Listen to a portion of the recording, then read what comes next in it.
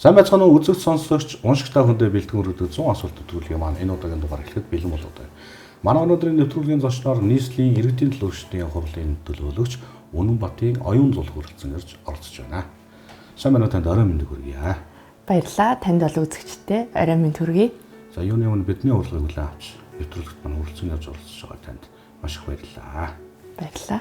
За 100 асуулт нэвтрүүлгээрээ 4 жилийн дараа иргэд уулзж байна да. 4 жилийн дараа Оюун Зул гэдэг хүн хэр өөрчлөгдсөн бэ?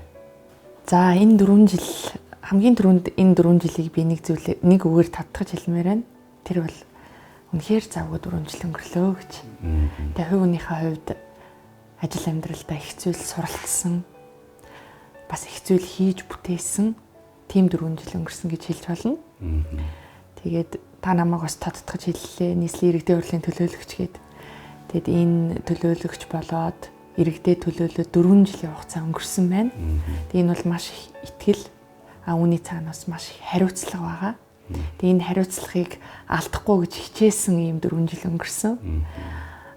Дээр нь мод тарих гэж тэр сайхан буянтай ажлыг 4 жил одоо удирдах хийсэн ийм хугацаа байлаа.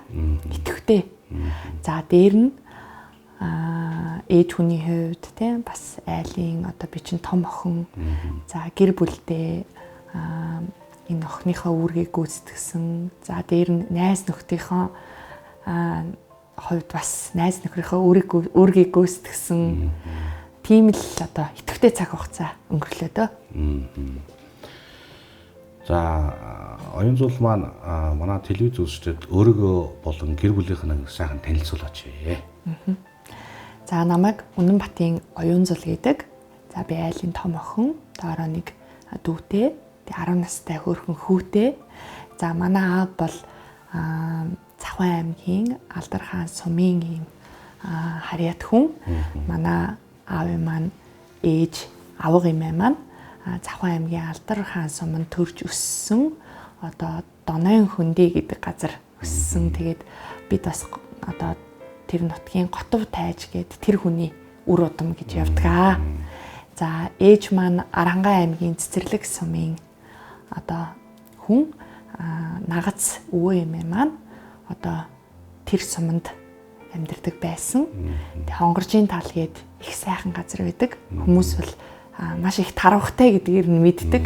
Тэр сайхан хонгоржийн талд ээж маань өссөн. За миний хүүхэд нас бас тэнд өнгөрсөн.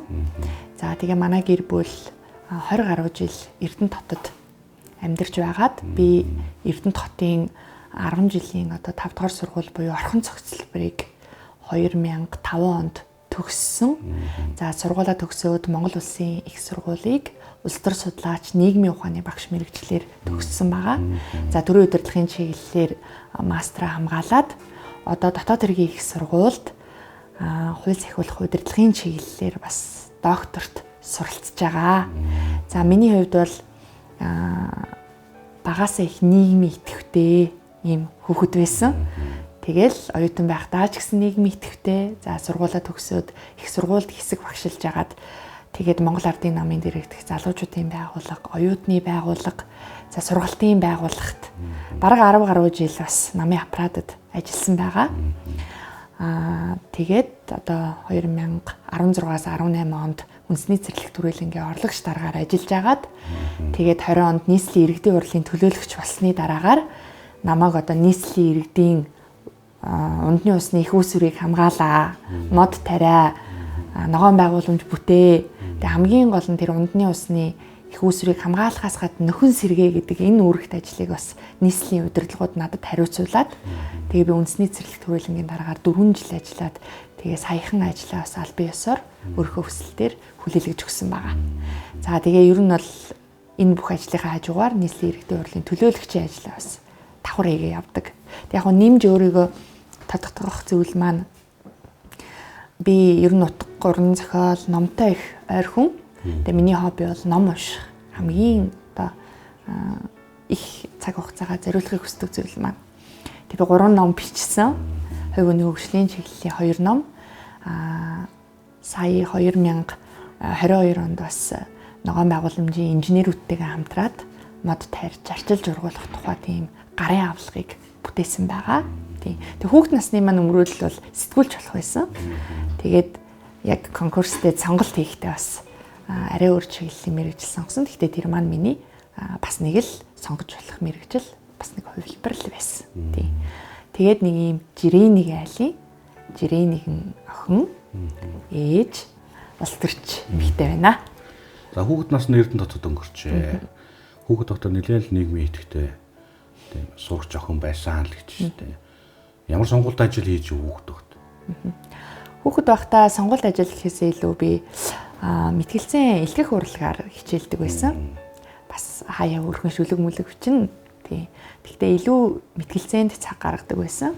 Тэгээд сурагч байхдаа би үндэсний аврах шалгаруулах уран илтгэлийн тэмцээнд аймгаа төлөөлж ирээд тэгээд шилдэг илтгэгч болж исэн тэр амжилтыг бас 9-р ангидаа гаргаж илаа. Тэр нь миний одоо сурагч үеийн тэр нэр хүндийг маань үеийнхэн донд маань нэлээд өргөж өгсөн. Гэхдээ өнөөдөр бас би нэг сэтгүүлчтэй ярилцсан чинь надаас асууж илээ. Та ер нь угаасаа ийм ирч хүчтэй цоглог хүн үү гэд тийм нээлттэй хүн үү гэд. Тэг би ийм байгааг байхгүй хөөхт байх та. 7-р анги хүртлээ их баруу төлөв тэгээ тотгошоо ийм хөөхт байсан.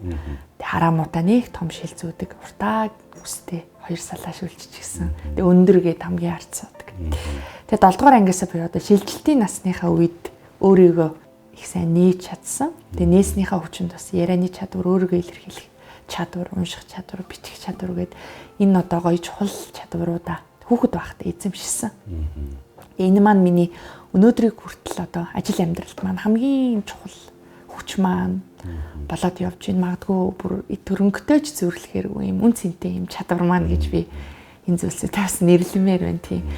Түүнээс хойш бол их нээлттэй, өөртөө итгэлтэй альваа зүйлд тийм амар буугаад өгчдгөө, шантарчдгөө тийм юм ихтэй болсон да. 10 жилийн сургуультай сэтгүүлч болно гэж одоо мөрөөддөг байсан байж тээ. Тэгээд яагаад нөгөө сэтгүүлчийнхаа мэргэжлэр явгүй мөсийг сонгосон байт юм бол. Аав ээж хоёр маань тухай үед хоёулаа телевизэд ажилладаг байсан. Тэгээд энэ мэргэжил маш хэцүү, цаг наргүй, хариуцлагатай ажил шүү. Тэгээд миний охин арай өөр мэргэжил сонгож байгаа гэж аав ээж хоёр бас тухай үед хэлжсэн. Тэр үгэнд нь 1-р орсон. Тийм 2-р би бас нийгмийн олимпиадад нэлээд амжилттай ордог.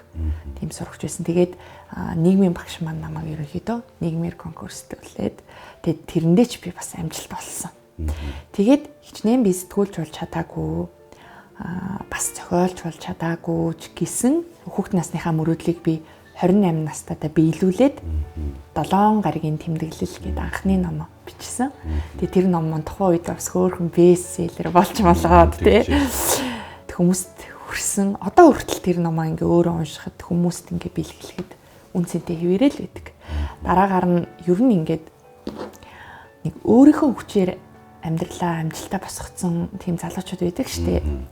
Магадгүй бэрхшээлийг даван туулаад тийм залуучуудын намтар түүхийг бичээд тэгээ тэрийг ингээд уншигч түргээд тэр хүмүүс нь тэндээс урам зориг авъя гэж зориод бидний мөрөөдлөө биелүүлсэн түүх гээд ийм залуучуудын гоё намтар маягийн тэгээ амьдралын түүхийг ингээд бичсэн тийм номыг 2 дахь ном мат тэр байсан.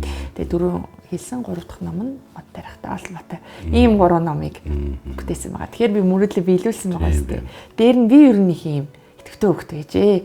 Бас нэг миний хүүхэд насны мөрөөдөл юм өндрөөс нисэх байсан байхгүй юу? Нисэж үзэх. Тий. Тэгсэн саяхан тэрэлж очоод тэр өндрөөс нисэж үзлээ. Тэгээ тэр бичлэгээ би Facebook дээр зүгээр рeel болгоо оруулчихгүй юу? Тэгсэн чинь тэр хийлийг 3 хоногт бүр 270 мянган хүн үзсэн. Зүгээр л миний өндрөөс нисэж байгаа бичлэг шүү дээ тий. Тэгээ миний ингээм мөрөөдлөд аягүй үнцэнтэй байгаа даа. За дээр нь бас нэг ингээл давхар ингээм мөрөөдчихсэн зүйл нь цэргийн сургууль ямар гоё юм бэ тий. Тэгэл цэргийн балаа хамгаалагч чиглэлийн ийм сургуульд нэг сурж үзэх юмсан гэсүүлд би бас их орноо тойроо явж байхдаа мөрөөдчихсэн. Тэгсэн чи одоо би дотоод тэргийн их сургуульд ороод сурцсан. Дандаа хорондоо дид хорондоотай сурч тавд. Тэгэл босс ном хүн гээл тэгэхээр босч номхон зогсоол. Тийм бас хөгжилтэй цаг хугацаа амьдралт маань одоо хөгжилтэй гэх юм одоо энэ чи юу гэх сонирхолтой тийм. Нөгөө л миний хүүхэд насны нөгөө залуу насны ингээд мөрөөдлүүд маань биелэл яваад байна тий. Гэхдээ энийгээ биелүүлэхийн тулд мэдээж хичээл сэтгэл байгаа л баг л та. Гэхдээ л ингээд бүгд биелсэн л. Мөрөөдөлтөө хүн зоригтой гэдэг л дээ. Мөрөөдөл бол хязгааргүй л гэдэг. Нас оролцохгүй л мөрөөддөг юм шиг юм л та. Хэдийгээр таны хүүхэд насны мөрөөдлүүд одоо баг багаар биелээд яваад гач гисэн чинь тийм шунаг юм байна шүү дээ тийм ээ. Одоо бол та юу мөрөөдж байна? Таны хамгийн том мөрөөдөл юу вэ? Одоо ингээд улс төрч нийгмийн зүтгэлтэй хүн болсон чи их том юм мөрөөддөг болчихжээ тий. Байгаль орчны салбартай ойр ингээд 4 жил ажиллаад бүх зүйлийг ногоон өнгөөр хардаг болсон биз дээ одоо бүр. Тэг намайг дагаа гэрийнхэн маань хүртэл ингээд сонголт хийхдээ дандаа ногоон өнгө сонгодог болсон. Харин тий. Тэгэхээр одоо ингээд уур амьсгалын өөрчлөлт байгаль дэлхийн одоо хүн төрөлхтний өмнө тулгамдаад байгаа энэ зүйлүүдийн талаар яг аргагүй санаа маш их зовж байна. Тэгэхээр энэ зүйлийг өөрчлөхийг би хүсэж байна тийм. Бүр цаашлаад одоо ойр гэдэг бол эх орон минь тийм газар нутгийнх нь 67.9% зөвлөлтийн байдалтай байна. Бид тийм гүний ус 1% байхгүй юу? Тэгэхэд тэр 1% одоо хэрэглээндээ монголчууд хэрэглээд байгаа. Бид 0-тай усаа гүний ус татаад байгаа байхгүй юу? Машин угаахтаа гүний ус. Машин угаахтаа гүний ус тий. Тэгээ би ирээдүйн ааж үедээ санаа зовж байна. Тэд маань ямар агаараар амьсгалах уу? Ямар ус уух уу? Тий. Ямар орчинд амьдрах уу гэдэг чинь яг аргагүй миний санааг зовоож байна л да. Энэ салбартай ойр, энэ салбарыг ингээд нарийн судлаад яваад байгаа. Тий. Тийм учраас би яг хууль сахиулах удирдлагын чиглэлээр тэр дотроо бүр байгаль орчны салбартай одоо уялдуулж өөрийнхөө докторийн ажлыг хамгаалъя гэж бодож байгаа. Энэ дээр судалгааны томоохон одоо бүтээлийг хийя гэсэн ийм зорилготойгоор одоо сурж байгаа. Энэ маань өөрөө миний бас зорилго мөрөөдөлтэй шууд холбоотой юм аа. Дээр нь би нэг зүйлийг бүр мөрөөдөд байгаа. Бид нар одоо ингээд маш их хуванцрыг ингэж гялгар уут маш их ингээд гаргаж штэ. Тэгэл одоо сая 100 ингээл хүмүүс жил болгон л бүгд өөрөө аялдаг, зугаалдаг, хол ойр явдаг. Тэгэл ингээл хогнуудыг харахаар тэр 10 удаа хог байлаа гэхэд тэрний 8-9 удаа зүгээр л хуванцар байгаа байхгүй юу? Би ч нөгөө сум маань сав. Тэгэхээр хідүүлээ байгаль дэлхийгээ хамгаалахын тулд мод тарихаас гадна энэ хуванцраа ялгаад дахин боловсруулдаг болчмаар байна. Монголчууд. Одоо Европын орнууд тэгээд эхэлсэн шүү дээ. Ингэж ажилтдаг компаниудыг дэмжиж, ийм уриалга гаргаж байгаа залуучуудыг сонирхлын бүлгүүдийг дэмжиж эхэлсэн байхгүй юу. Тэгээд улс төрийн намуудын сонгуульд орохдоо мөрийн хөтөлбөртөө энэ зүйлүүдийг амлаж ордог болсон байхгүй юу. Заавал. Бүр хамгийн чухал асуудлынх нь нэг болсон. Тий. Тэгэхээр энэ зүйлийг нэг өөрчилж юмсан гэл надад бүр бодогдоолох юм. Дээр нь одоо хүмүүсийн ухамсарт энийг суулгах гэдэг чинь бүр нэг нэмрээ асуудал таахгүй юу. Нөө тархинда модны үр суулгаа хүн газарт мод тарихгүй гэдэг шиг тэр хуванцрыг ялгаж авах ёстой гэдгийг ойлгож иж бид нар хуванцрыг ялгах байхгүй юу. Тэгээ тэрийгэ дахин боловсруулад хэрэгтэй бүтээгдэхүүнээ үйлдвэрлэж байна тий. За цаас гялгаруудыг бас хэдүүлээ ялгаа сурчих хэрэгтэй. Эхний ээлжинд. За мэдээж цаашлаад ингээд хүнсний хог хаягдлыг ялгавал бордоо болно, тэрүүгээр хэдүүлээ модоо бордно, газар тариалангаа бордно гэх боломжууд байгаа ч гэсэн энийг нэг хийч юмсан гэд бүр бодогдоод ах юм аа. Тэгээд одоо хүү маань хөөрхөн том болж байна. Хүүгийнхээ ирээдүг сайхнаар мөрөөдөж байна тий. Хүүтэйгээ хамт гэр бүлэрээ гоё дэлхийгээр аялахыг мөрөөдөж байна тий. Өөрөө ч гэсэн дэлхийн гоё юм байгалийн үзэсгэлэнт газраар явж үзхийг мөрөөдөж байна. Дээр нь нэг зөвхөн өөртөө нэг хэсэг цаг гаргаад их сайхан бүтээл тойрохыг ном бичихийг бас хүсэж байна. Санаа нь байгаад идэг цаг байхгүй ийм л өдрүүд. Зөндөө их ном уншихыг хүсэж байна. За хүсэж мөрөөдөж байгаа хүсэл бүхэнд нь мөрөөдөл бүхэнд нь биелэх болтугай.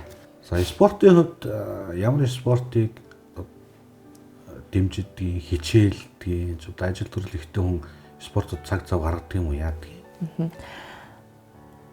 Энэ их сонирхолтой асуулт байна. Ягаад гэвэл надаас өмнө хүн спортын тухай ерөөсөө асууж байгаагүй.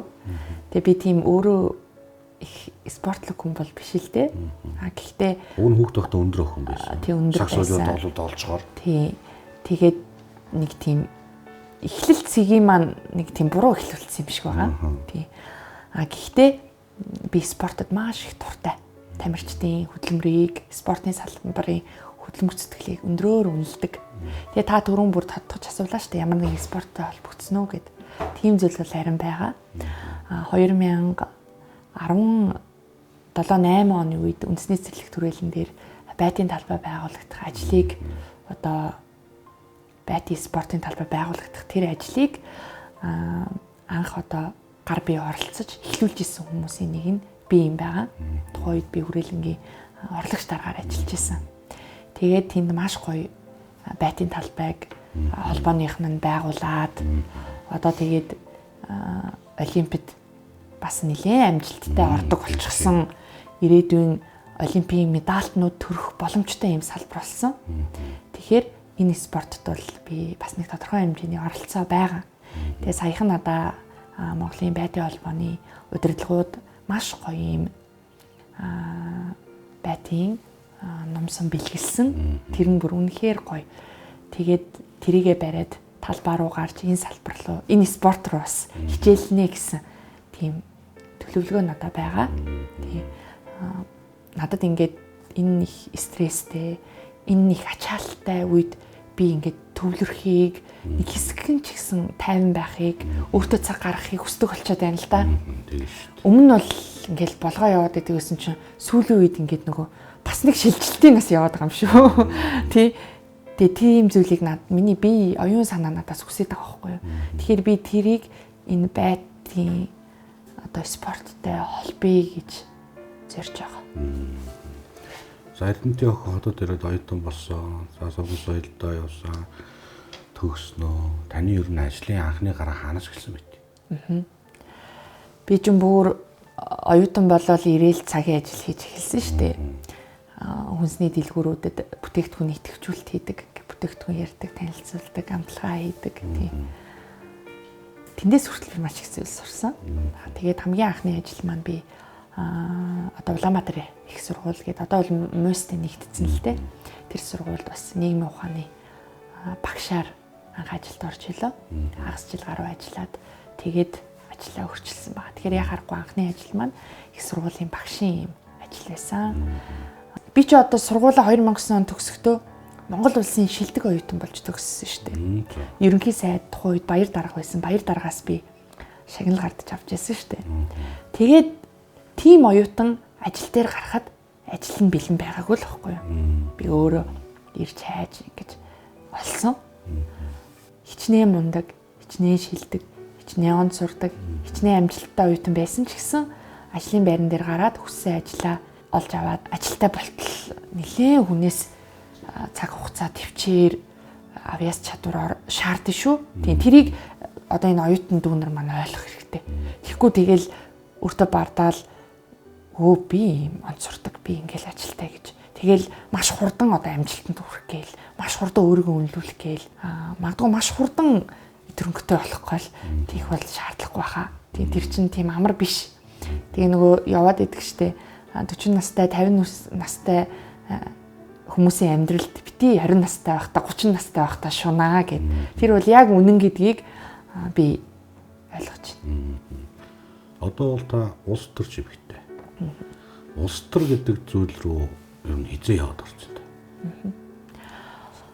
2010 онд миний хамгийн дотны найз намайг Монгол Ардын намын дэргэдэх залуучуудын холбоонд зохицуулагчаар ингээ ажилд хүн авах гээд байна. Тэгээд 50 дахь шалгуур нь яг л чамаа хэлээд байна. Чи ингээ орооч гэд. Тэгээд би одоо танаа дарах чи юм бэ гэдгийгсэн чинь одоогийн Монгол Улсын ерөнхий сайд оюутан дарах тухайн үед нийгмийн арчилсан Монголын залуучуудын холбоо одоогийн социал-демократ Монголын залуучуудын холбооны ерөнхийлөгч байсан. Тэгээ энэ хүн юм аа гэд. Тэгсэн чинь би тэр хүний бичсэн номыг нь уншаад тэгээд сэтгэлдээ айгүй мэйлэр өвччихсэн аахгүй юу. Тэгсэн над руу хариу бичээд тэгээд би айгүйх баярлж ирсэн. Өө ямар мундаг хүн бэ гэд тэ. Тэгсэн тэр хүнийг гэж хэлээ. Тэгээ би уулзсан л да. Ингээд танад ажилд орох гэсэн юм аа.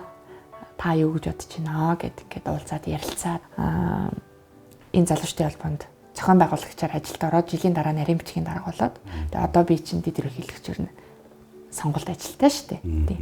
Энэ бол мэдээж миний улс төрийн чухал гараа байсан. Тэр маань их зөв ихэлсэн. Тэгэл залуучуудын холбоонд ажиллаж байхдаа Монгол орноо 3 удаа тойрол үеийнхэн залуучуудтай үеийнхээ нөхдүүдээс маш их зүйлийг суралцсан, олон найзуудтай болсон, амьдралын найзуудтай олж авсан. Бид нар хамтдаа өсөж дэвшиж гин, хамтдаа эх орныхоо төлөө чадах бүх зүйлээ хийж гин. Монгол орныхоо 4 зүг 8 зөгс хаанч утсан тосоод авах найзтай байна гэдэг чинь хичнээн сайхан гэж. Тий. Тэр зүйлээрээ би бас их бахархаж явдаг. Би чи их баян хүн шүү дээ. Олон найзтай тий. Энэ залуучтай холбоогоор холбогдсон. Тий. Тэгэхээр энэ бол миний одоо улс төрийн ягарахгүй гараа байсан. Намд илсэн оноо хөөгд үзэл би 1-р курст ирээд намд илссэн. 18 жил болж. Нөгөө нийгмийн идэвхтэй байсан. Тий, оюутны холбоонд орцсон тий. Тэгэл залуучтай холбооны дэд ерөнхийлөгч байхдаа намын дэрэгт эмэгтэйчүүдтэй холбооных нь гинсекээр бас ажиллаж илаа. Амаргүй шүү дээ олон эмэгтэйчүүдийг удирдах ажиллах, чиглүүлж ажиллах гэдэг чинь. Тэгээ би чинь залуухан 30 идэх настай байсныг ч хэлэхүү. Тэгэхэд намайг тэр хүмүүс ерөөсөө залуу гэж бодохгүйгээр миний улс төрийн туршлага тэр олон жил намд ажилласан туршлагт мань итгээд хамтарч ажиллаж байсан тий. Дээр нь намын дэрэгт улс төрийн боловсролын институтын захирлаар ажиллаж илаа. Монгол улсын бүх одоо сумын засаг дарга нар намын бүх удирдах төвшний хүмүүст одоо хичээл орох ажлыг зохион байгуулад өөрөө сургалт ороод ингээд явж илаа гэд.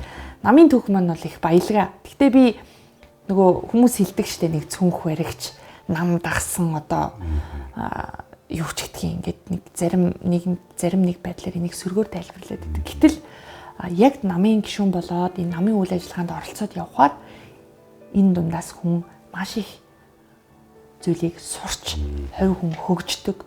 Дээр нь өөрийнхөө амьдралд одоо ямар ажилд ямар боломж байгааг олж хардаг. Тэгээд үүгээр дамжуулаад өөрийгөө бүтээх карьерээ бий болгох боломжтой. Тэгээд түрүү миний хэлсэн танилын хүрээ маш сайн тэлж өгдөг.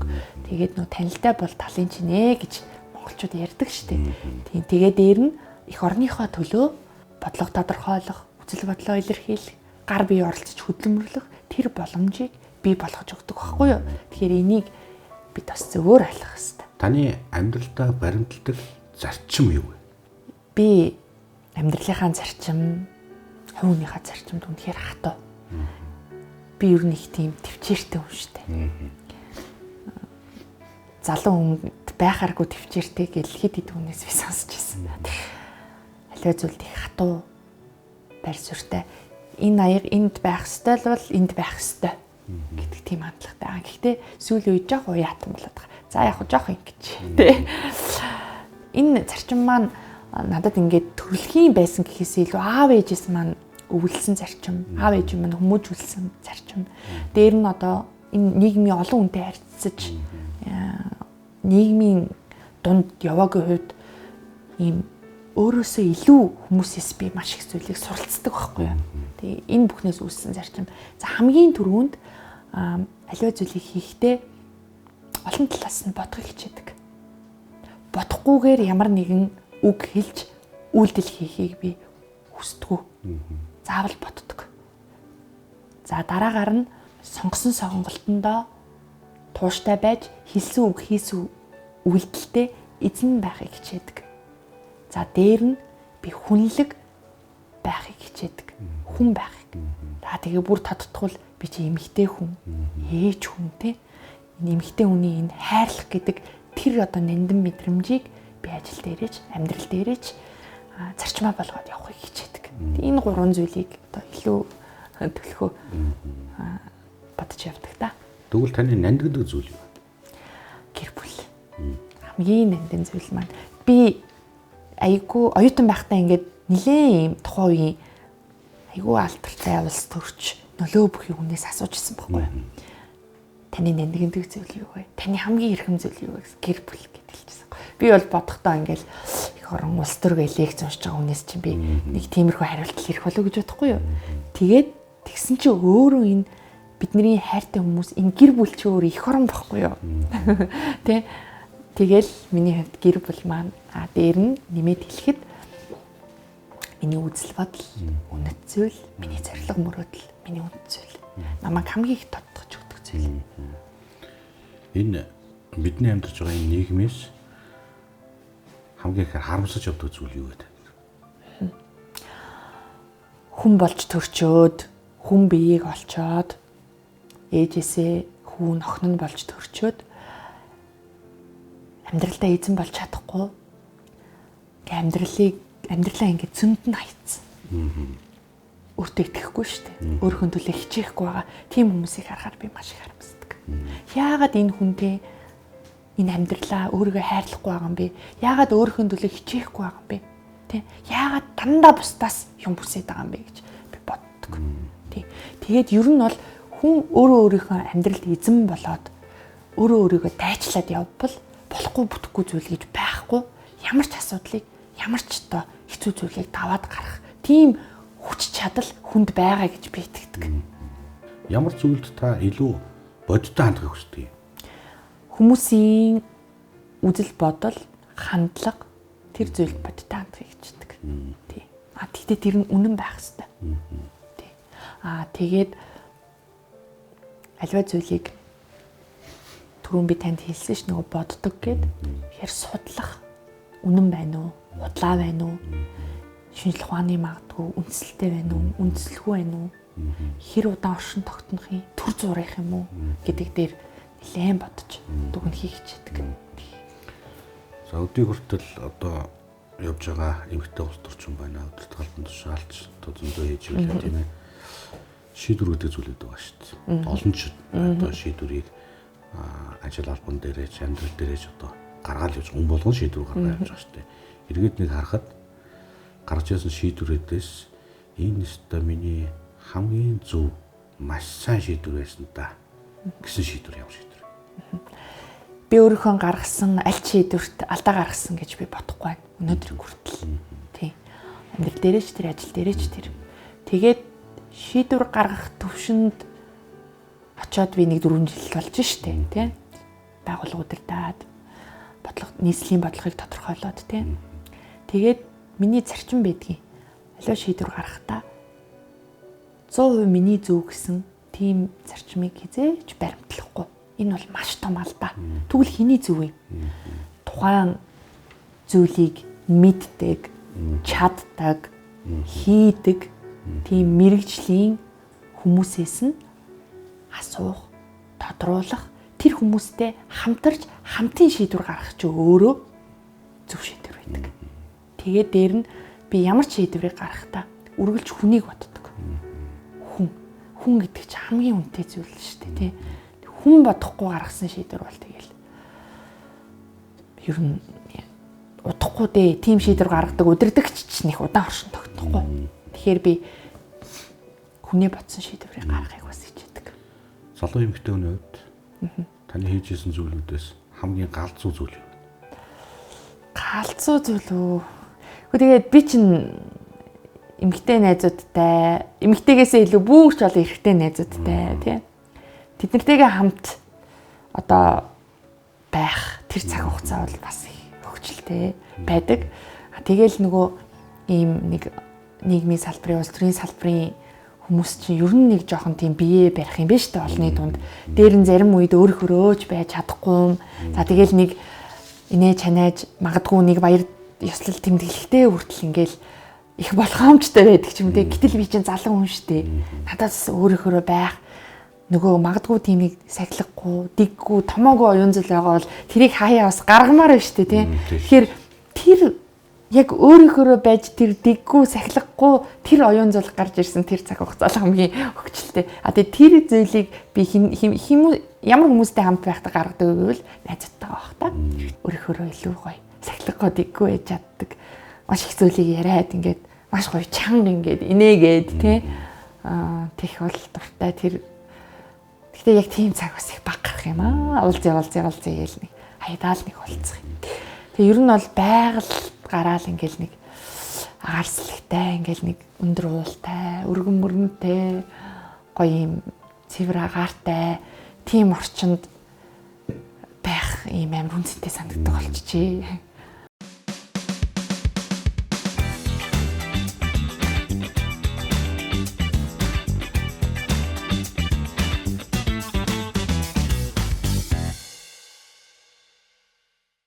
босдорж явж байхад шантрах үе гэж байх юм.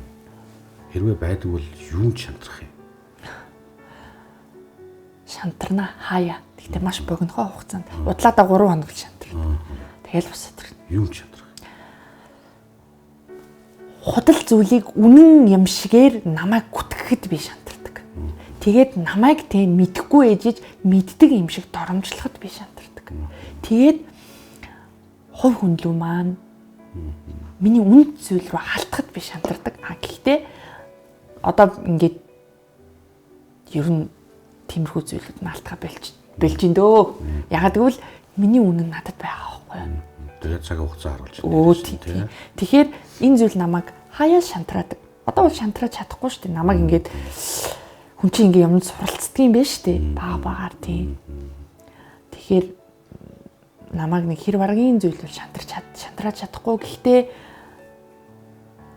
амьдралын хамгийн хэцүү зүйл бол өвчин зовлон. Тийм зүйл ингээд миний хайртай хүмүүсээс, миний ойр дотны хүмүүсээс, ер нь бүх хүмүүсээс хол байгаасай л гэж бодож байна. Магадгүй тийм зүйл биднийг шантраах баг. Тэрнээс бусдыг нь бол давж болно. Өчтөр өнөөдөр маргааш танд аль нь хамгийн их чухал вэ?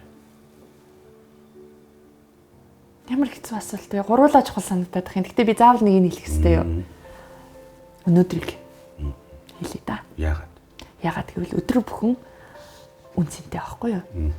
Өглөөний нарыг харж ийн. Өнөөдөр тантай нэвтрүүлэгт оролцоо сууж ийн гэдэг чинь өөрөө үнцэнтэй. Тэгэхээр би өнөөдрийг нэрлэе. Хүн гэдэг амьтны хамгийн муухай зан чанарыг та юу гэж хардаг вэ? Сайнтай муутай зөндөө олон хүмүүс байна тий. Тэр олон хүнээс олон зан чанар байна. Итгэл таадаггүй. 2 нүртэй, 3 нүртэй. Түүнээс ч олон нүртэй хүмүүс байдаг шүү дээ.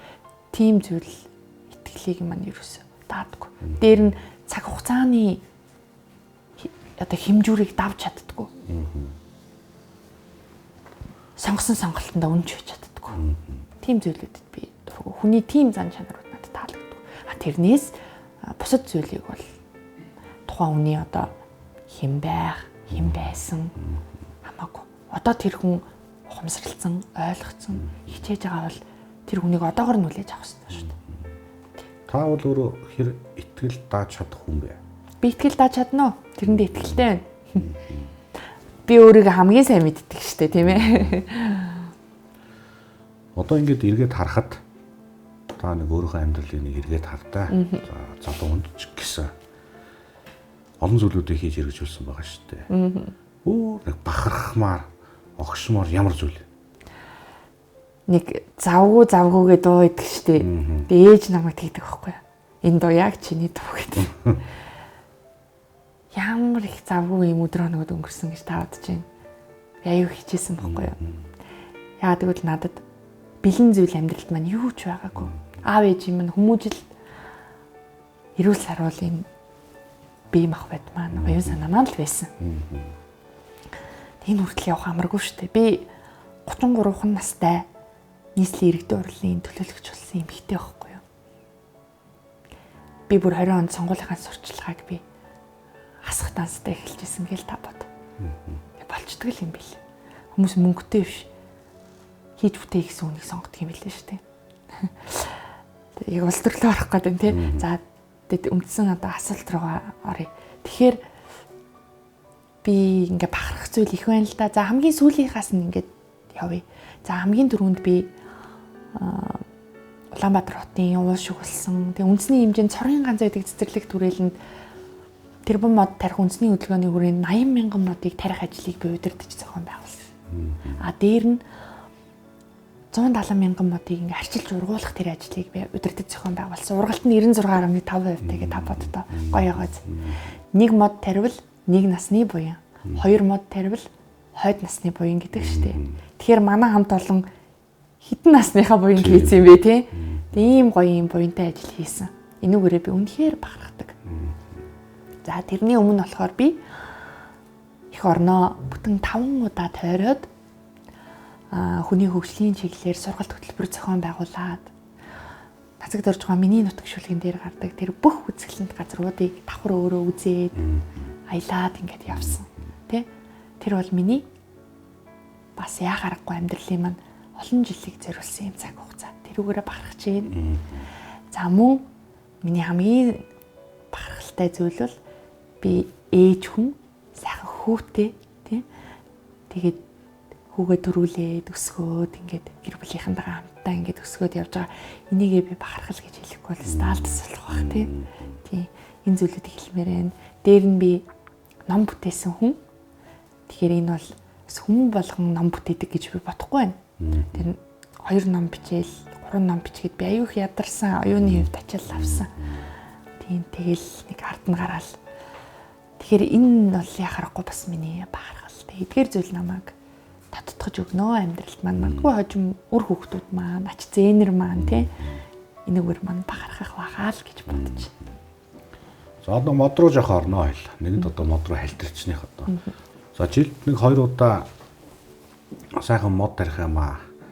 Хавар нэг тариад байна, намар нэг тариад байна тийм ээ. За модыг ч одоо нэг үе бодвол энэ тэрбум модны хөтөлбөртөөж холбоотой байх тийм ээ. Энэ хүмүүсийн ухамсартайж холбоотой их сайхан тарьдаг болж хүмүүс зөндөө тарьдаг юм байна. Албан байгууллагч гэсэн бүр компанид ажиллуулгаад зохион байгуулад энэ тэнд тарьж цэцэрлэгт төрөлд бол ихээр тарьж байгаа. Тэгээд тарих нэг хэрэг юм байна. За ингээл компанид зохиогоос одоо бүгдээрээ бөөнөрөө очоод хурж отоо болоод усуун болоод сайхан тарьж байна. Гүйний чинь цаана нь ард нь ургуулах, арчлах нөгөө тарьсан мод нь ургах уу гэдэг асуудал байдаг. Энэ дээр ер нь манайх ер нь хэр анхаарч ажилладаг. Энэ маш зөв асуулт. Энэ асуултыг бид нар мод тарихаас өмнө заавал асууж авах хэрэгтэй. Энэ зүйлийн талаар ярилцах хэрэгтэй байхгүй юу? Тэр миний 3 дахь одоо манай хамт олонны гаргасан ном болохоор хайрлаж ургуулсан 365 хоног гэдэг нэртэй. Модыг чинь хайрлаж тарьдаг байхгүй юу? А дээр нь хүн бүхэн мод тарьж чадахгүй. Хүн бүхэн байгаль орчны салбарт бас ажиллаж чадахгүй. Энд чинь бүр ингээд цаанаасаа хайртай хүмүүс байдаг байхгүй юу? Тэгээ цаанаасаа дуртай гэж зүрх сэтгэлийн дуудлагатай хүмүүс байдаг байхгүй юу? Модыг одоо ингээд нэг мод тарихад би зүгээр танд ингээд мэддгээ 10 инженер ажиллаж байна. За архитектор мод тарих газраа төлөвлөнө. Зэгээ хатах нь мод хоорондын зай гэж байгаа шүү дээ. Бид нар чинь 5 жилийн дараа 10 жилийн дараа бүр өндөр ургана. За дендрологч, агрономч гэд хүмүүс хөрсөө судална, тийм ээ? Яаж тарих уу? Яаж арчлах уу? Энэ хөрсөнд энэ одоо орчинд ямар мод таривал зөв? За тэгээд модоржуулгийн инженер тэр модыг одоо модны үр багаас модлог ургамал тарьж суулгах зултал бойжуулна, ботхонд суулгана. За тэгээд тэр суулгацыг хөрсөнд тарихад тарилтын инженер ажиллана. За модоо тарьчлаа. Услана. Анхны услага хамгийн чухал. 3-5 жилийн услага хамгийн чухал. 4 улиралд өөр аргаар услана. Усны инженер ажиллана. За тэгээд арчилгаа хамгаалал дээр нь ургамал хамгааллын мэргэжилтэд ажиллана. Харуул хамгаалалт хамгаална. Хамгаалахгүй бол болохгүй шүү дээ. За тэгээд бичиг цаас төлөвлөлттэй холбоотой ингээд захиргааны ажил гээд ингээд мод тарих чинь ийм олон хүний үүрэг оролцоотой ажил гэдэг байхгүй юу. Тэгээд модны тэр жижиг үр суулгах золтлоо 3-5 жил хөрсөнд суугаад нас бие хүртлээ 3-5 жил дор хаяж 6-аас 10 жил ажиллаж иж нэг мод нас биеинд хүрч үндс нь хөрснөөсөө өөрөө усаа авах чадвартай болдог. Яг хүүхэд шиг. Тийм. Маш их ажил байхгүй юу? Энийг бид нар ойлгох ёстой. Хүмүүс суулгацыг хөрсөнд суулгаснаа би мод тарьчлаа гэж ярьдаг. Тэр бол би модны суулгацыг хөрсөнд суулгачлаа гэж ярих ёстой. Мод тарих биш, модыг арчилж, хамгаалж, ургуулах гэж бид нар ярих ёстой байхгүй юу? Тийм. Тэгээд яриад ойлгож сурчих юм бол бид хамтдаа тэр бүм модоо тарьж чаднаа гэсэн үг. Тийм. Тэгээд гинт ингээ дээр нь манай Монгол улс ч өөрөө 4 улиралтай. Ногоон байдаг. Сар нь 3 сар ганцхан улирал. Тэгээ энэ хугацаанд мод ургуулах, ногоон байгууламж бүтээх амаргүй л дээ. Тэгээ хуурай, хатуу ширээ уур амьсгалтай. Тийм. Тэгэхээр энэ болгон дээр ингээд маш их ажиллах хэрэгтэй. Их хөрөнгө одоо зарцуулах хэрэгтэй. Их хөдөлмөр зарцуулах хэрэгтэй. Хамгийн гол нь хайрлаж ургуулах хэрэгтэй. Одоо үндэсний цэцэрлэг төрөлн бол манай одоо хамгийн том цэцэрлэг Улаанбаатартайгаар цорын гац Монгол улсад байгаа. Оо бүр Монгол тийм. Дээр нь газар нутгийн хэмжээгээр Азиад 6-д ордог шүү дээ. Тийм. Хамгийн том цэцэрлэг төрөлн байна. Тэнд одоо урж байгаа мод будцөөгний арчилгаа ер нь их хэрэг байдаг. Хүний нөөц нь хурж идэг юм бол яа тийм бол? Ямар ч байсан ажлаа алдахгүй манай хамт олон хийгээл явдаг. Одоо тэгээд шинэ удирдлагатай болсон болохоор шинэ удирдлагынаас зохион байгуулалтын шинэ төвшөнд илүү олон мод тарж илүү гоё хүрээлэнгээ болох байх. Тэгээд манай байгаль орчны салбарын чинь их цөөхүүлээ шүү дээ. Нэг 4,000-аас 5,000 гулаал байгаа. Тэгэхээр энэ тоог бид нэмэх ёстой. Залуучуудыг энэ салбарын мэргэжил сонгуулах ёстой. Одоо МУИС, ХАИС бусад одоо сургуулиудыг ингээд ганцаараа тахад маш цөөхөн төгсөж конкурс дээр яэшгүй залуучууд энэ салбарын сургуулиудад илсэх нь айгүй бага байгаа байхгүй юу. Тэгэхээр энэ мэрэгжлийн энэ салбарын онцлогийг бид нар илүү сайн таниулж өгөх хэрэгтэй. Гэхдээ тэр бүм мод үндэсний хөдөлгөөн өрнж эхлээд байгаль орчны салбар сэргсэн шүү дээ. Яа харахгүй сэргсэн. Хүмүүс ч одоо ер нь л туслан дээрээ мод тэрий, хашаанда мод тэрий гэдэг болсон биш үү? Тэрийг харахаар бүр ингээд хайрламар. Одоо хүнийг дүгнэхдээ хэдэн мод тарьсан гэж ер нь дүгндэг болмоор байгаа шүү. Хэдэн мод тарьж арчилж ургуулсан хүн бэ? Тэ? Та байгаль дэлхийнхаа төлөө юу хийсэн юм бэ? Хэдүүлээ бүр ингээд эртний түүхтэйгээ уламжлалт цаан цаашилтайгаа холбоод үзсэн ч гэсэн бурхан багшийн сургаалд байдаг шүү дээ. Та хүн болж төрсөн бол мод тарьж байгаль дэлхийдээ буюу үлдэх ёстой. Хүүхд төрүүлж тэ үр удмаа үлдээх ёстой. Ном бүтээж оюун санааны буюу үлдэх ёстой гэдэг. Тэгэхээр бид нар ч өөрсдөө юм байгаль төвтэй үсэлтэй ард түмэн шүү дээ. Байгалаа хайрладаг. Одоо шашин үзэл хандлагатай хүртэл энийг суулгаад өгсөн. Цаашлаад бүр эртнээс идэвгүй хүртэл хэрэгжиж байгаа бүх хууль тогтоомж бүх одоо ирээдүйн одоо төлөвлөгөө хөтөлбөр бодлоготой хүртэл тусгаад өгч гисэн. Тэгэхээр энийг одоо гол нь ажил хэрэглэх болох хэрэгтэй. Зүгээр нэг ярьдаг хин нэг үний өөрийгөө тодорхойлох тийм PR гэхээсээ илүү яг хийдэг л болох хэрэгтэй. Цэцэрлэг төрөлд нь хэдэн ширхэг мод байдаг юм бол? Одоо нэг 170 гаруй мянган мод ургаж байгаа. Ойж үлтэй хэлбэрээр нэг 40 гаруй мянган мод байгаа тийм. Цэцэрлэг төрөлн гэдэг утгаараа бол цэцэрлэгжүүлэлтийн хэлбэрээр моднууд нэлээд тарьдаг. Тэгээд тэр чиглэлийн моднуудыг илүү тарьдаг. Тэгээд дээр нь бас моднууд чинь янз бүрийн үнэтэй, өртөгтэй тийм. Тэгээд мөнх ногоон байх тусмаа л илүү өндөр үнэтэй болоо явчихдаг гэж ойлгож байна. Таныг нөгөө цэцэрлэг төрөлнгийн дараагаар ажиллаж байсан болохоор бас таны ажиллаж байх үеийн ганц нэг тодруулах зүйлүүд байгаа дээр л. За KFC гэл одоо нэг суугаж өгсөндөө тань руу ч их орсон баг та тий. Бүтэн сар над руу дайрсан шүү дээ. Бүтэн сар намайг дөрвөлсөн шүү дээ. Би тэгтээ нэг ганц 2 цаг л би нэг жах стресссэн. Тэр ерөөсөө стрессдэг шүү дээ. Ягаад гэвэл тэр бүх мэдээ худлаа байсан байхгүй юу? Яг миний хувь хүнлүүд дайрахад л би стресссэн. Дээр нь миний хамгийн итгэдэг хүн над руу дайрсан байхгүй юу? Миний хамгийн үлгэр дуурайл авдаг намайг үтгсэн. Тэгэхэд би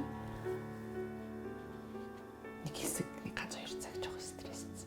Одоо ч KFC дахиад зарахгүй байх хэрэгтэй тийм. Юу тийм KFC байхгүй шүү дээ. Та юу яриад байгаа? KFC-г байгуулах ч байл гэдээсэн шүү дээ. Тэр чинь 5 богд гэдэг компани. 5 богд Foods гэдэг компани, охин компани 10 жилийн ойгоо тохиолдуулаад нийгмийн хариуцлагын хүрээнд хөрөнгө оруулъя гэж манай дээр ирсэн байхгүй юу? Ийм гоё юм хийе. Хүүхдийн тоглоомын талбай хийгээд өгье. Гэр бүлийн амрах талбай хийгээд өгье. Хөгжлийн бэрхшээлтэй иргэдийн амрах талбай хийгээд өгье гэсэн. Тэгсэн чинь манай цэцэрлэг түрээлэн дээр улсын төсвийн хөрөнгө оруулалт, нийслэлийн төсвөөс хөрөнгө оруулалт нь хийгдэхгүйгээр гаццсан 10 жил болж байгаа тэр төсөл байгаад байсан. Тэгээ бид нар нийслэл хөрөнгө оруулалт хийж чадахгүй нэ. Ийм нэг төсөл байна. Энийг санхүүжүүлээд өгөөч гэсэн чинь манай төсөлтөд танилцсанаа тгийгээл ороод ирээд хийжсэн л процесс байхгүй юу. Тэгэл хийгдээл байжсэн чинь гинтхэн энд KFC барих чинь барилга барих чинь гэл юмсан. цэцэрлэг түрээлэн дээр хизээж барилга барьж болохгүй шүү дээ. Хуулиараа хориглодог. Тийм том толгойтой хүн гэж юу ах юм? Түмний нүдэн дээр хууль зөрчдөг. Дээр нь тийм одоо KFC-гийн төвчний хоол үйлдвэрлэгч тийм их тэнд байхгүй юу? Тийм. Тэгээл ингээд бүр ор үндэсгүйгээр намайг манай хамт олныг гүтгсэн. Сүүлдээ миний хувь хүн лөө ороод тэгээ бүтэн сар одоо сошиалоор худлаа зүйлээр ингэж бас эсэж ирээд оромжлуулсан хүн байдгүй л байх л та. Тэг би байсан. Гэхдээ сүүлдээ үнэн мөн нь ялгараад хүүхдийн тоглоомын талбай маань нэг 2 сарын хугацаанд ажил нь бүрэн бий болоод улсын комисс хүлээж аваад нийслэлийн хөрөнгөөр бүртгээд тэнт ч одоо өчнөө хүн цугладаг болсон байхгүй юу. Тэгээд хутлаа байсан юм биш үү гэд тэгэж мэдсэн. Дээр нь би үндэсний цэцэрлэг түрээлэнгийн дараагаар ажиллаж байхдаа татсан хөрөнгө оруулалтыг нийтдээ 12 орчим тэрбум төгрөг байгаа. Тэгээд энэ бол хүрээлэнгийн түүхэнд хамгийн их хувийн хвшлийн болон гадаадаас татсан хөрөнгө оруулалттай жил байсан. Энэ 4 жил. Би тэрийг бол нүүр барланд хэлнэ. Миний анзаарснаар цэцэрлэг түрээлэн одоо хоёулаа түрүүнээс хойш хамгийн гоё том Монгол улстай хамгийн том ногоон байгууламж л яриад байна шүү дээ. Тэгэд энэ газар руу бас нэг тийм шунгийн сэтгэлээр ч юм уу хардаг, жоохон хумсгалахыг хүсдэг хүмүүс их байд юм болов уу гэж би зүгээр анзаарсан. За юу гэхээр тэр нэг замын төвчрэлтэй холбоотой танаа тэр зүүн хойдлын булангаас ингээд нэг авто зам 50 гэдэг нэг шугам яваад нэг фэйсбүүкээр нэг жоохон явсан чинь та тэрийг амар игдүүцэж хүлээж авсан. Яагаад тэрийг игдүүцэж хүлээж авсан бэ? Тэр чинь уг нь төвчрлийг сааруулах гэдэг юм шүү. Нэг үг байдгийг. Амьсгалаа төгжээд мөнгөө толоод үцгээд. Тэрийг л хэлээ. Амьсгалахгүй байх уу? Тэ эсвэл одоо яадгийг. Тэгэхээр анханасаа тэр цэцэрлэг түрээлэнгийн тэр газар доор ч ундны усны их үүсвэр байгаа. Тэрийг бид нэр тэр байгалийн тогтцыг өөрчилж чадахгүй байхгүй юу? Тийм байж тийшээгээ барилга байшин барих гад ямар нэгэн одоо зам харгуу оруулах гэж болохгүй л дээ. Энэ бол миний хатуу байр суурь. Гэхдээ мэдээж шинжлэх ухааны үндэслэлтэйгээр ямар ажлууд хийгдгийг би одоо цаашдын төлөвлөгөөг нь бол би мэдэхгүй байна. Гэхдээ ямар ч гэсэн өөрөө байх хугацаанд ногоон байгууламжийн мастер төлөвлөгөө, стратеги төлөвлөгөө бүх бодлогын бичиг баримтыг нь боловсруулад тэгээд дараагийн дараагад одоо үлдээсэн байгаа. Тийм.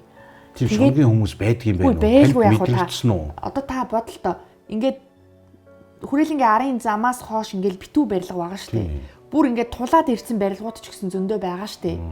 Тэгэхээр яагаад энд барьсан юм чинь тэнд барьж болохгүй гэсэн сэтгэл одоо тэр мөнгөтэй төгрөгтэй эрх мэдэлтэй тэр байшин сав барьдаг хүмүүст байж л таараа шүү дээ. Тийм. Тэгээд тэр магадгүй тэр бүлэглэл тэр хүмүүс тэр хүсэл шунлаа хэрэгжүүлэх гэтэл энд нэг юм хилтэй амтай нэг дарга гэдэг нэртэй эмэгтэй ингээд байгаад байдаг нь би хүний тэгчмаа мөнгөтэй эрх мэдэлтэй гой барилга барьдаг хүмүүсийн дургу хүргэчтэй болов гэж бодоод байдаг шин. Тэг яагаад вэ гэхээр огт ор үндэсгүй юмар намайг гүтгээд идэг байхгүй. Жишээ нь та харсан уу тэр саяхан баахан явсан гэсэн бийжнийх нөгөө тоодгон болохоор хашаа. Одоо би танаас асуух гэдэг. Таныг одоо яагаад бүгд зохион байгуулалт бүгд худлаа штэ. Бүгд худлаа ахгүй юу. Яагаад намайг худлаа ингэ гүтгээд идгийг. Тэгээ хүмүүс ингээл аав ээж имзэглээл, найз нөхөд имзэглээл чамааг ингэж тэгчих. Худлаа юм чи яах юм. За би тэр хашаан дээр танд ингэж хэлээд өгье. Тэр үндэсний цэцэрлэг түрээлэн ч өөрөө нийслэлийн иргэдийн ундны усны их үүсвэр гэдэг утгаараа дотоодын зэрэг хамгаалдаг тий ийм онцгой объект байхгүй юу. Энэ объект стандартын шаардлага хангасан хамгаалтын төр биш бүр хашаатай байх ёстой. Энэ хашааг үеийн үед хизээч Улаанбаатар хотод хүн амьдарч усууж байгаа тохиолдолд авч болохгүй. Тий. 2014 оны цэцэрлэг түрээлэнгийн ерөнхий төлөвлөгөөн дээр энэ батлагдсан. Бас хөрөнгө оруулалт нь хийгдэхгүй явсаар агаад 2022 онд нийслэлийн засаг даргын захирамж гаргаад нийслэлийн хөрөнгө оруулалтын газраас хөрөнгө оруулалтын шийдээд энэ ажилд одоо компани шалгараад гүйцэтгэлээ хийгээ явж байгаа. Ажил нь одоо бараг 95-6% хүлээлгэж өгөх гэж байгаа гэж би сонссон. Тэгээд нийслэлийн хамгийн сайн хийгдэж байгаа ажлуудын нэг ихгүй юу. Тэгээд яг тэр хашааны хөрөнгө оруулалт нь бол нэг тэрбум 800 орчим төгрөг юм байлээ. Тэгээд тэрний нэг 800 орчим төгрөгийн нэг жилүүдэд олгосон юм уу да. Тэгээд үлдсэн хөрөнгө оруулалтыг хашаага бүрэн гүйцэд хийж дууссаны дараа ажлын улсын комисс хүлээж авсны дараа нийслэлийн өмчөд бүрэн бүртгэж авсны дараа хүлээлгэж өгөхөр ингээд хууль дүрмийн дагуу хийгдэж байгаа. А дээр нь тэр баруун тал одоо маршал таван талын талбайд 2021-22 он гээд мод тарих ажлыг одоо би өөрөө өдөртөө зохион байгууллаа штэ. Тэндээс онгоогод ордогдсон байлээ штэ. Тэгээ тэр хавийн газар нь бүр айгүй гоё хөрстэй. Бүр ямар сайндаа манай инженерүүд эмэгтэй хүний ингэсэг шиг гоё хөрсөн байна гэж тодтогч байгаа. Тэр нь юугаар батлагдж байгаа гэсэн тарьсан моднууд айгүй гоё ургаж байгаа. Тэгээд тэр маршал таван талын талбайдаа бид нар ямар ч худалдаа үйлчлэгээ байхгүй цэв цэвэрхэн айгүй гоё байгаа. Зогсоолончдод бүргүн байлээ. За зогсоолын бас нийслэлийн засаг дарга одоо нийслэлийн удирдгуудад би одоо хүсэлт тавьж хөөцөлцөөрөн байгаад манай зогсоол багтахгүй байна. Иргэд манай руу орж ирж чадахгүй бараг 30 минут төгж ирж байна гэж хөөцөлцөөрөн байгаад 2023 онд нийслэлийн засаг даргын нөөц хөрөнгөнөөс хөрөнгө гаргуулад шийдвэрсэн байхгүй юу. За ингээд яасан байх нь гоё цэвэрхэн худалдаа үйлчлэгээ байхгүй нов ногоо орчинтой талбай бий болсон. Зогсоолтой. Зогсоол нь үнэгүй. За тэгээд тэр орчинд нь модон таригдчихсан. Хамгаалтын хашаа нэгдчихсэн. Та хүсвэл заавал тэр худалдаа үйлчлэгээтэй хэсэг рүү явах албагүй шүү дээ. Тэр тал руу л очих л тоо. Тийм.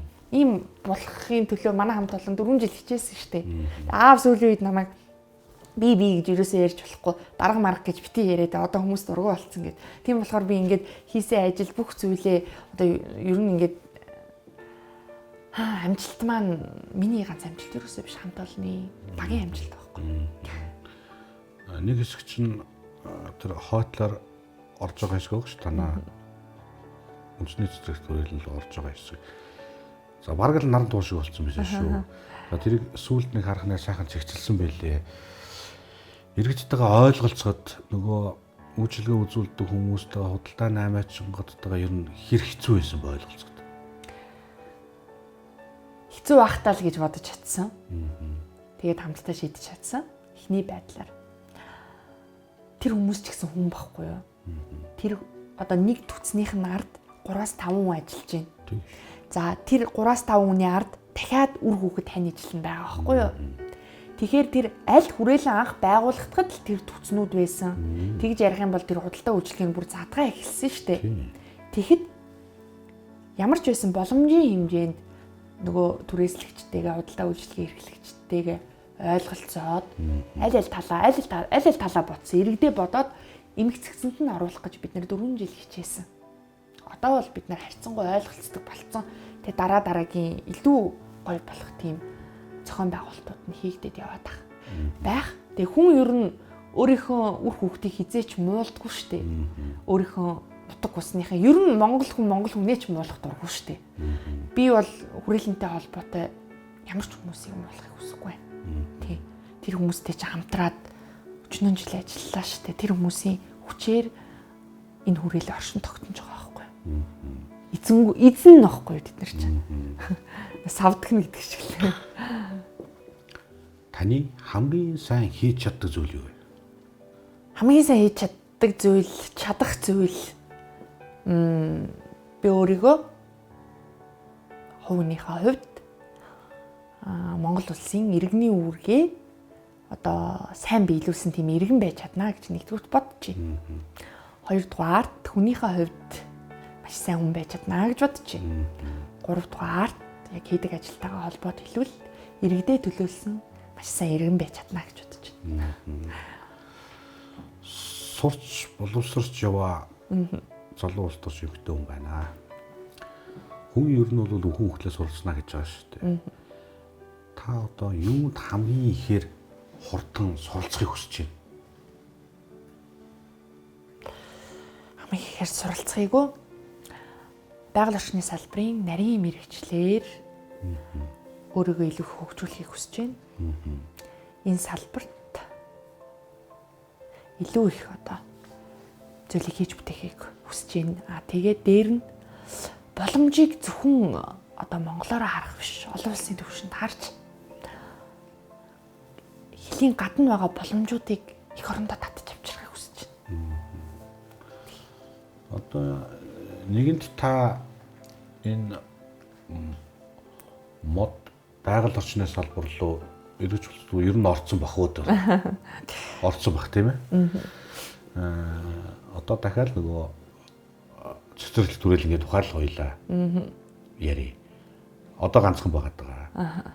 Уг нь энэ дүүргүүдэд ингээд нэг юм нэг байдаг бол заавал тэр хаа холоос төвжрэн барин байж тийшээ хүүхдэд дагуулж чаад ингээд салхилуулаад өөртөө салхилаад юм хараад үзээд явах шаардлага алга л да. Тэгээ тийшээ зорж очих гсон боловч очиж чадахгүй маш олон улаанбаатарт иргэд байгаа. Ер нь цаашдаа энэ манай нийслэл дээр яригддаг юм уу энэ цэцэрлэг түрээлэнгийн дүүргүүдэд одоо бий болгоё гэдэг. Гоё асуулт байна. Зөв зүйлийг ч хөндлөө да. Монгол улсын урт хугацааны хөгжлийн хөтөлбөр алсын хараа 2050 шин сэргэлтийн бодлого бүсчилсэн хөгжил дээр нийслэлийн бүх бодлогын бичиг баримт за манай Баянзүрх дүүргийн бодлогын бичиг баримт бүх зүйл дээр байгаа. Бүх дүүрэг, бүх аймаг цэцэрлэг түрээлэнтэй болно гэд.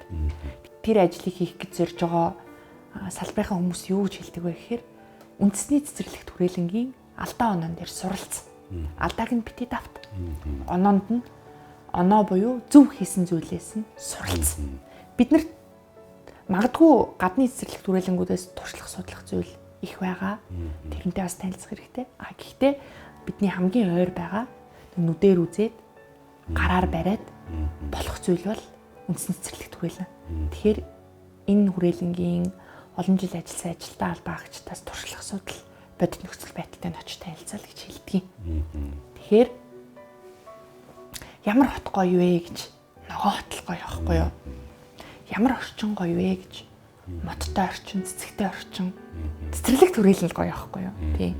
Тэнд чинь бүх насныхаа амарч зугаална шүү дээ.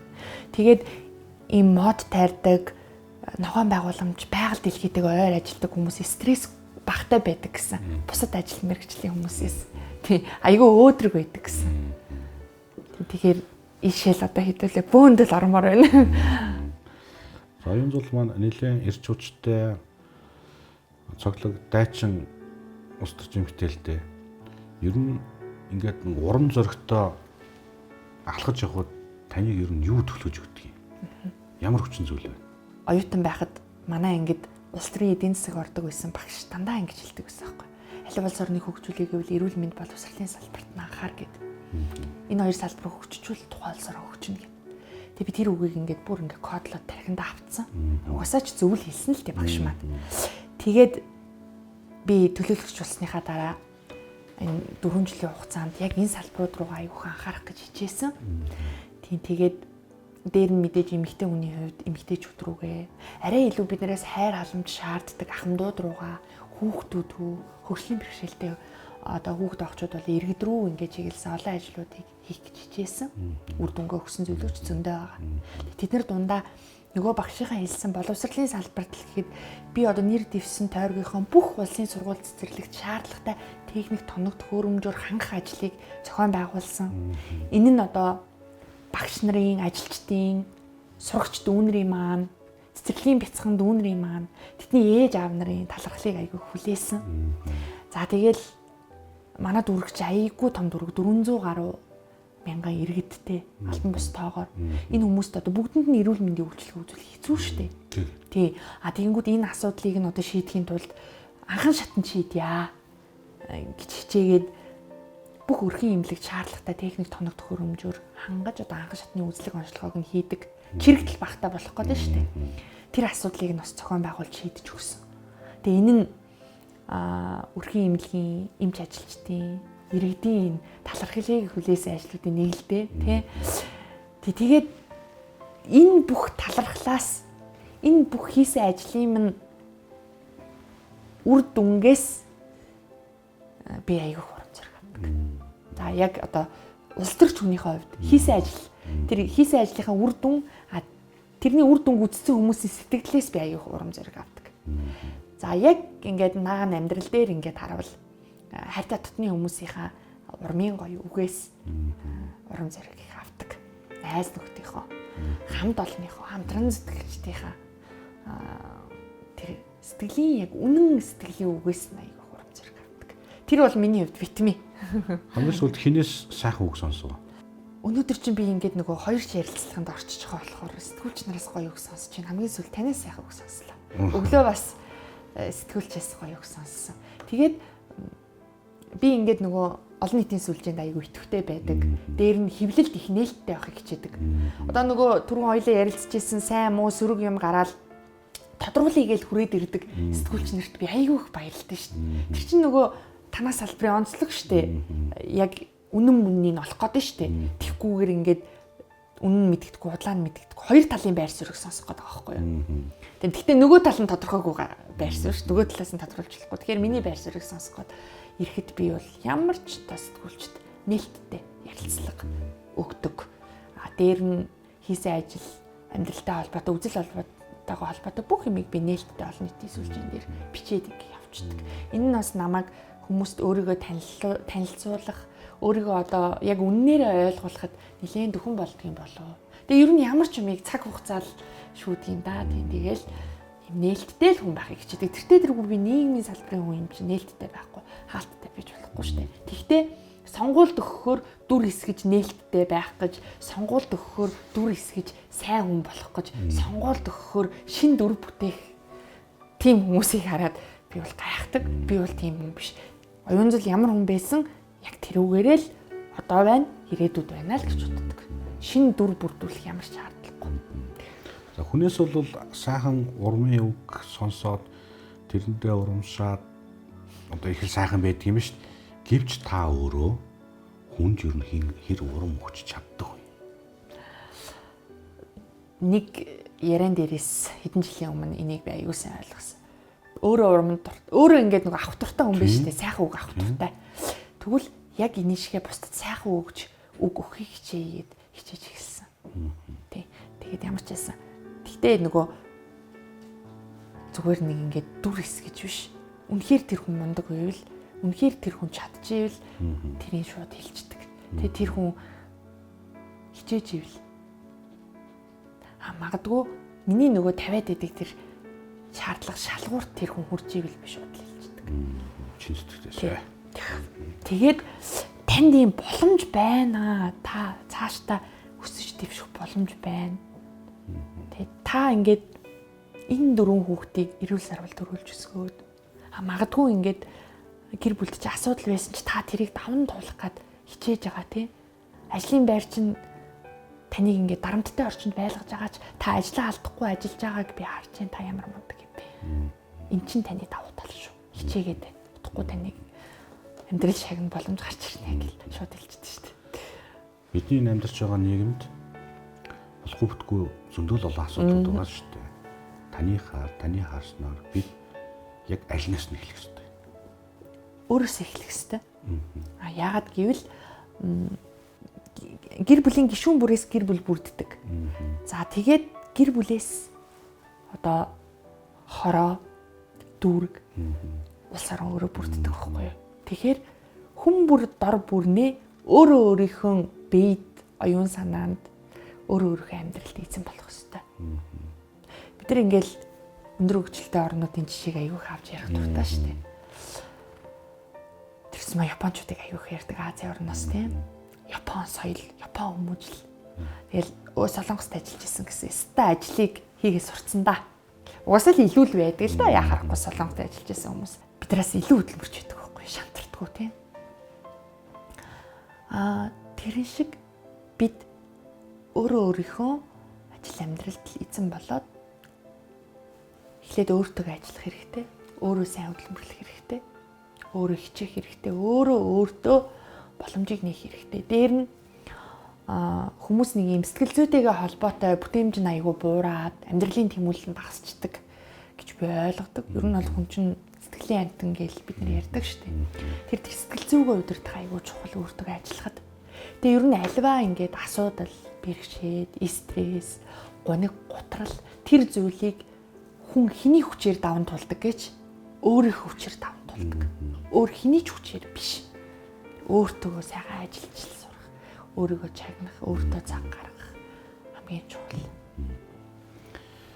За ингээд цаг зав гаргаад хөрлөглөө авч нэвтрүүлэлт хүрсэн ирж оролцсон танд маш их баярлалаа. Таны цаашдын ажил болоод амьдралд тань гялалзсан сайхан өндөр амжилтыг хүсэн өрөөё. Ингээд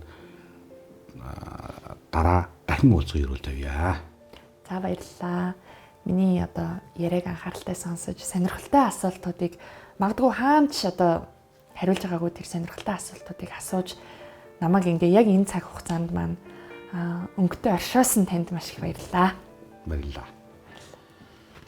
Зүүн асуулт нэвтрүүлгийн маань энэ удаагийн дугаар энхүү өндөрлөж байна. Манай өнөөдрийн нэвтрүүлгийн зочноор нийслэлийн иргэдийн төлөөлөгчдийн хурлын төлөөлөгч Үнэнбатын оюун зул хүрэлцэн ирж оролцлоо. Та бүхэндээ дараагийнхаа нэвтрүүлгээр эргээд уулзтлаа. Түр баяртай.